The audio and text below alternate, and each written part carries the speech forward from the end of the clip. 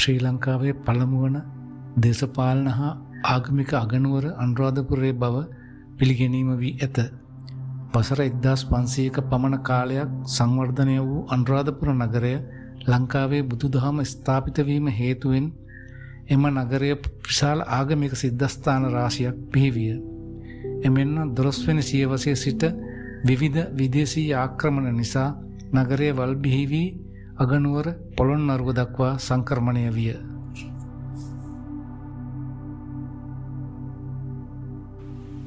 මිහිඳු මාහිමිපාණන් සිරිලක බුදුසසුන ස්ථාපිත කිරීමෙන් පසු පිහිටුවන ලද ප්‍රථම ආරාමික ප්‍රදේශය මහමෙවුනා මහා විහාර ප්‍රදේශයයි. මුටසිව රජතුමා විසින් සකස් කර තිබුණු මහමෙවුනා නම් රාජකීය උද්‍යානය මහින්දාගමනයෙන් පසු දේවානම්පියතිස්ස රජතුමා විසින් මිහිඳු හිමියන් ප්‍රමුඛ මහා සංඝයා වහන්සේලාට පූජා කරන ලද බව වංශ කතාවල සඳහන් වේ. බුදුරජුන් බුද්ධත්වය ලබන අවස්ථාවේ පිටදුන් බුද්ධගයාවේ ශ්‍රී මහා බෝධියේ දකුණු ශාඛාව සංඝමිත්තා මෙහෙණින් වහන්සේ විසින් ශ්‍රී ලංකාවට වැඩමවාගෙන එන ලදුව දේවානම්පියතිස්ස රජතුමා විසින් බුදු පහසලස් ස්ථානයක් වූ අනුරාධපුරයේ රෝපණය කරන ලදී. දොරටු 3කින් යුත් ප්‍රකාරයකින් වට කරන ලද මළුවක පිහිටි පොළොවට වඩා ඉහළින් තන්න ලද මාල 3කින් ඉහළම මළුවේ රන්වැට තුල නැගෙනහිර දෙසට විහිදී ඇති ශ්‍රී මහා බෝධිය ලෝකේ වාර්තාගතම පරණතම ජීවමාන වෘක්ෂයයි.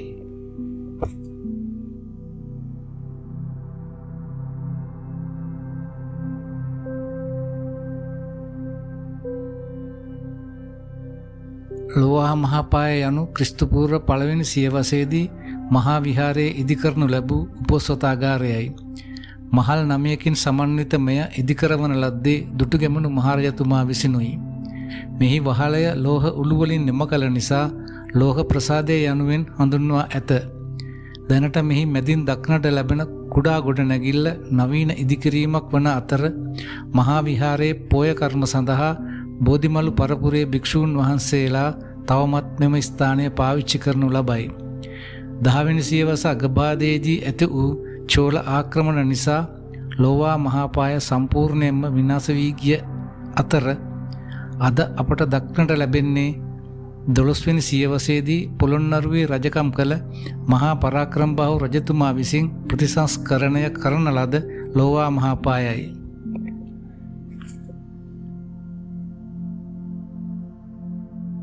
ලෝවා මහාපාය පසුකර රුවන්වැලි සෑයදෙසට පැමිණෙන මාර්ගයේ දකුණු පස මහා විහාරයට අයත් දානශාලාව පිහිටා තිබේ. නම්පියතිස්ස මහරජතුමා විසින් කරවන ලද මෙම දානශාලාව පසුකාලීනව වසම රජතුමා විසින් ප්‍රතිසංස්කරණය කර ඇත.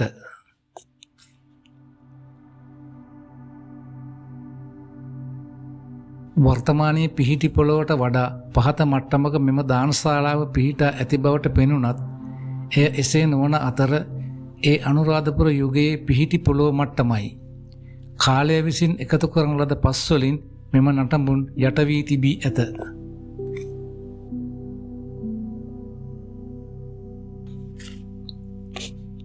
නැගෙනහිර කෙළවරේ විසර ගල් ඔරුවක් පිහිටා තිබේ. එය බත්තුරුව ලෙස හඳුනාගෙන තිබේ.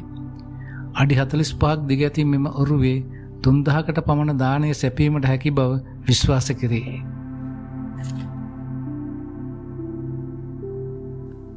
දානශාලාවට ඇතුල් වීමට බටහිර දිශාවෙන් ප්‍රධාන දොරටුව පිහිටා ඇත.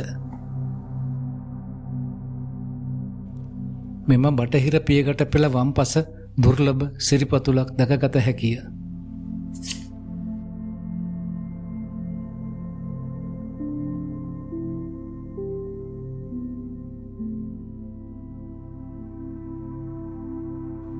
රුවන්වැලි මහා සෑය බුදුරජාණන් වහන්සේගේ ද්‍රෝණයක් ධාතුන් වහන්සේලා වැඩ සිටින ලෝකේ පූජනීයම ස්ථාන අතරින් එකකි. එමෙන්ම වාස්තු විද්‍යාත්මක ගුණාංග හා ආශ්චර්යමත් බව නිසා බෞද්ධ ජනතාව අතර අති පූජනීය තත්වයට පත්ව ඇති ස්තූපයකි. දුටුගැමුණු රජතුමාගේ කාලයේ මෙම ස්තූපය ඉදිකිරීමට යන අවස්ථාවේ මෙය ඉදිකිරීමට තෝරාගත් ස්ථානයේ තෙලඹු ගසක් තිබුණා. එම තෙලඹු ගස ස්තූපය ඉදිකිරීම සඳහා කපා දැමීමට සිදු වූවා.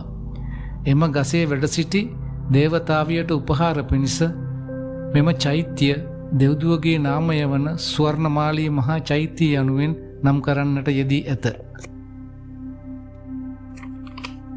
එදා රජරටට එල්ල වූ කාලිංග මාගගේ ආක්‍රමණය නිසා සිංහල ජනතාව හා පාලකයන් ආරක්ෂාව පතා දිවයිනේ නිර්ත දිග හා අනෙකුත් ප්‍රදේශවලට පලා ගියා. එහින් අනුරාධපුරේ රාජධානිය ඉදු වූ මහා සෑය ඇතුළත් මහා විහාරය පිළිසරණක් නැතුව නටඹුන් වී වනයෙන් වැසී ගියා.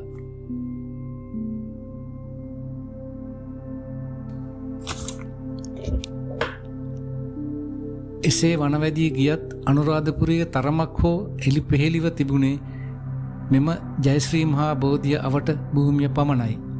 1815දී ඉංග්‍රීසීන්ට උඩරට යටත්වීමෙන් පසුව නුවර කලාවියද ඉංග්‍රීසීන්ගේ යටතයට පත් වුණා. එදා ඉංග්‍රීසීන් නුවර කලාවිය පාලනය කිරීම සඳහා පාලන මධ්‍යස්ථානය වශයෙන් තෝරාගත්තේ තරමක් හෝ එලිපෙහෙලි වී තිබුණු මෙම ජයශ්‍රී මහා බෝධිය අවට ප්‍රදේශයයි.